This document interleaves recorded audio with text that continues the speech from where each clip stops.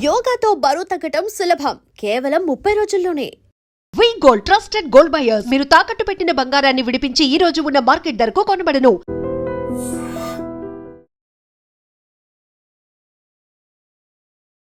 నమస్తే, welcome to I dream talking point with Kavitha.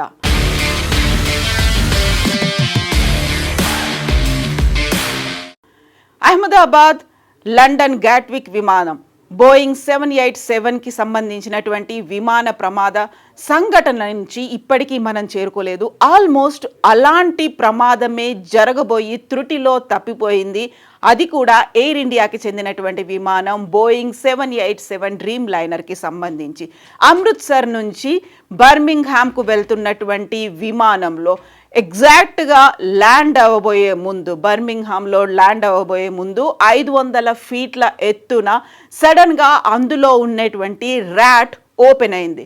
RAM air టర్బైన్గా పిలిచేటువంటి ఈ rat అనేది ఎగ్జాక్ట్గా అహ్మదాబాద్ విమాన ప్రమాద సంఘటన జరిగేటప్పుడు కూడా ఆ ర్యాట్ ఓపెన్ అయింది. ఆ ర్యాట్ అనేది ఇప్పుడు మనం ఒక విజువల్ పర్పస్ కోసం యూస్ చేస్తున్నటువంటి ఈ విమానానికి సంబంధించినటువంటి విజువల్లో ఇక్కడ మనకు ఓపెన్ అయ్యి కిందికి కనిపిస్తూ వస్తున్నటువంటిదే ర్యామ్ ఎయిర్ టర్బైన్ అనేది. ఒకవేళ విమానంలో కనుక ఇంజన్ ఫెయిల్ అయ్యింది, లేకుంటే దానికి కావలసినటువంటి పవర్ సిస్టమ్ కనుక ఫెయిల్ అయింది, లేకుంటే హైడ్రాలిక్ వ్యవస్థ పాడైపోయింది అనుకున్నప్పుడు ఆటోమేటిక్గా ఎమర్జెన్సీ సమయంలో ఈ ర్యాట్ అనేది ఓపెన్ అవుతుంది. ఇలాగే అహ్మదాబాద్లో గాట్విక్ బయలుదేరాల్సినటువంటి విమానం కూడా టేక్ ఆఫ్ అయిన వెంటనే ఆల్మోస్ట్ 600 అడుగుల ఎత్తులోనే ర్యాట్ ఓపెన్ అయింది. ఇమ్మీడియట్గా కుప్ప కూలిపోయింది. ఇంజన్లు కూడా రన్ నుంచి కట్ ఆఫ్ మోడ్కి వెళ్ళిపోయాయి.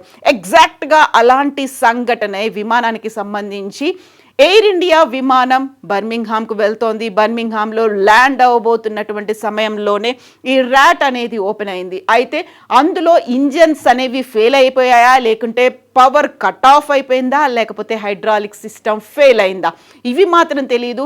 ఆల్మోస్ట్ అందులో ఎంతమంది ప్రయాణికులు ఉన్నారు, యాక్చువల్గా ఏం జరిగింది అనేది అటు ఎయిర్ ఇండియా కానీ ఇటు బోయింగ్ కానీ వివరాలని వెల్లడించలేదు. ఈ సంఘటన 4వ తారీఖు శనివారం రోజు జరిగింది.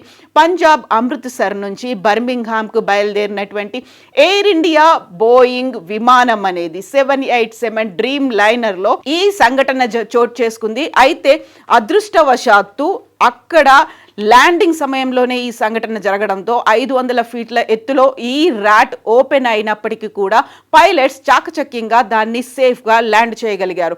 అందులో ప్రయాణికులు ఎంతమంది ఉన్నారు, లేకుంటే క్రూ సిబ్బంది ఎంతమంది ఉన్నారు అనేది బయటికి రాలేదు.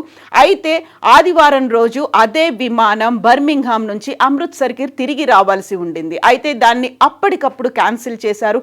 ఆల్టర్నేట్స్ అనేది అరేంజ్ చేశారు. సో క్యాన్సిల్ చేయడం వల్ల, ఆల్టర్నేట్స్ని అరేంజ్ చేయడం వల్ల ప్రయాణికుల్లో తలెత్తినటువంటి గందరగోళానికి సంబంధించి అప్పుడు వచ్చినటువంటి ఒక వివరణ, అందులో కొంచెం టెక్నికల్ ఇష్యూ ఉందని.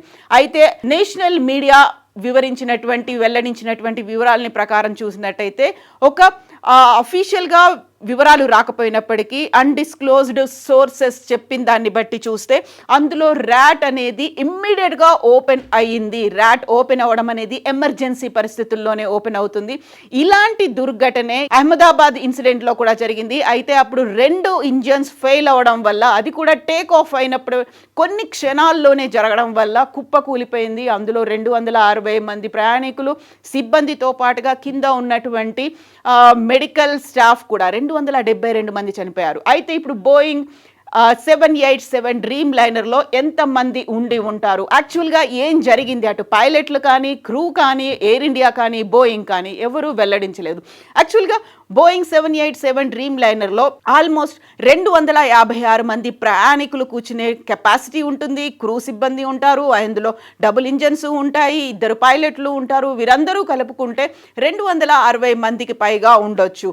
అయితే ఇది కూడా అఫీషియల్గా ఎంతమంది ప్రయాణికులు ఉన్నారు, ఏ దేశాలకు చెందినటువంటి వాళ్ళు అందులో ప్రయాణిస్తున్నారు, ఈ వివరాలు ఏవి వెల్లడించలేదు. అయితే ఇంతకుముందు చెప్పుకున్నట్టుగా అదృష్టవశాత్తు అది సేఫ్గా ల్యాండ్ అయింది. లేకపోతే బోయింగ్ చరిత్రలో, ఎయిర్ ఇండియా చరిత్రలో మరో అతిపెద్ద దుర్ఘటన జరిగేది.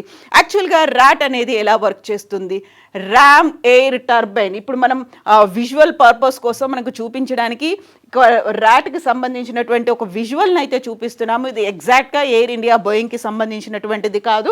ఇది ఒక ప్రొఫెల్లర్ లాగా పనిచేస్తుంది. ఒక ఎగ్జాక్ట్గా అందులో ఉన్నటువంటి ఇంజన్లు ఫెయిల్ అయినప్పటికీ, లేకపోతే ఎమర్జెన్సీ పరిస్థితులు అనేవి, ఎలక్ట్రిక్ వ్యవస్థ సరిగా పనిచేయకపోయినా, హైడ్రాలిక్ వ్యవస్థ పనిచేయకపోయినా, ఇలాంటి ఒక చిన్న సిస్టమ్ అనేది ఉంటుంది ప్రొఫెల్లర్ లాంటిది. అది ఆటోమేటిక్గా ఓపెన్ అవుతుంది, డిప్లాయ్ అవుతుంది. అది అయితే దానివల్ల అది కొంచెం మాన్యువల్గా సెట్ చేసే ప్రయత్నం చేస్తుంది. దాని శాయశక్తుల అటు ఇంజన్లను కానీ, లేకపోతే ఎలక్ట్రిసిటీని కానీ, హైడ్రాలిక్ వ్యవస్థని కానీ సెట్ చేసే ప్రయత్నం చేస్తుంది. ఎమర్జెన్సీ సిచ్యువేషన్స్ వచ్చాయి, లేకుంటే అబ్నార్మల్ కండిషన్స్ అనేవి వచ్చాయి అనుకున్నప్పుడు ఆటోమేటిక్గా అది డిప్లాయ్ అయ్యేలా సిస్టమ్ని కూడా రూపొందించారు. యాక్చువల్గా అహ్మదాబాద్ ఫ్లైట్ ఇన్సిడెంట్ జరిగిన తర్వాత జూన్ 12న ఈ ఇన్సిడెంట్ జరిగింది. 272 మంది చనిపోయిన తర్వాత ర్యాట్ అనేది ఓపెన్ అయింది.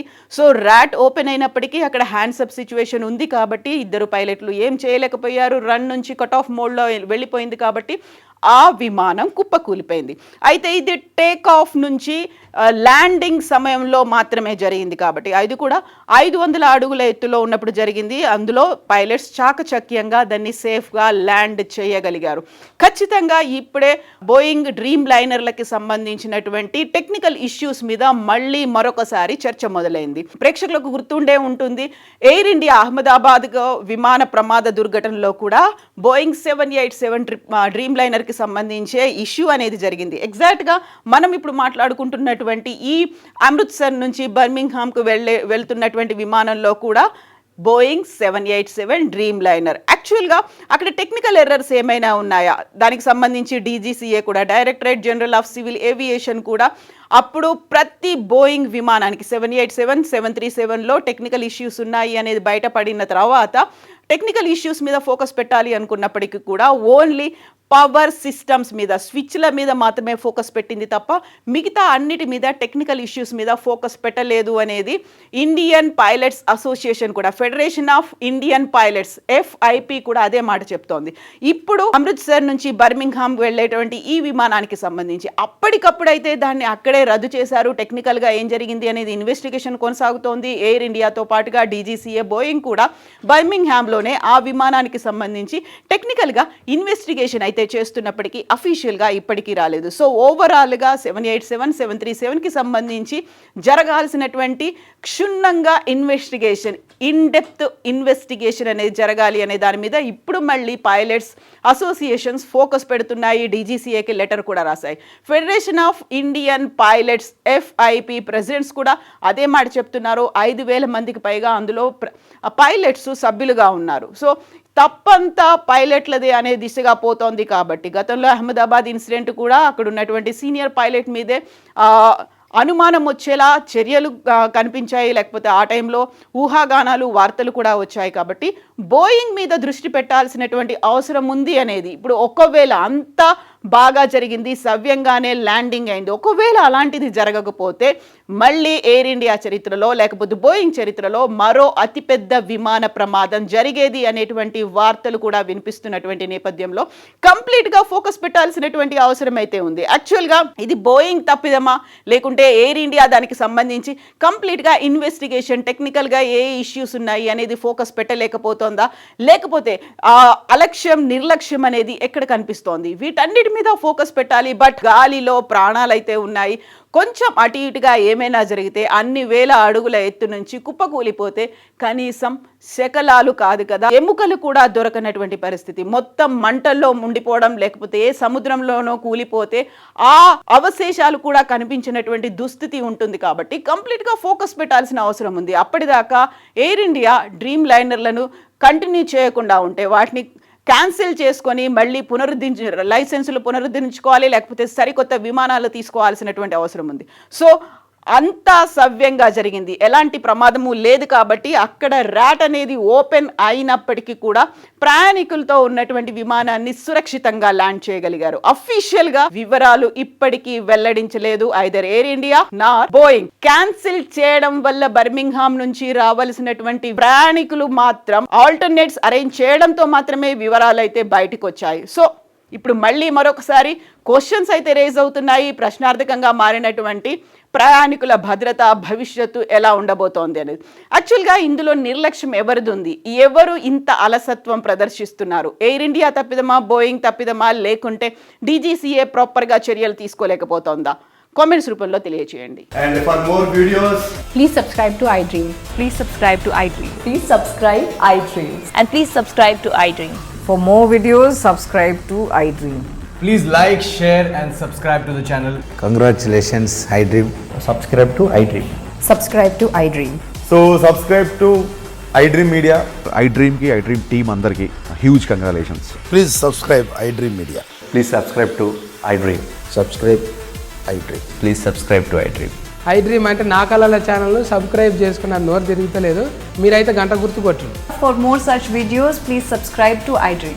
Subscribe to iDream. Please subscribe to iDream. Please subscribe iDream Media. Please do subscribe to iDream. Please subscribe to iDream Media. For best entertainment and information, please subscribe iDream. And don't forget to subscribe to iDream.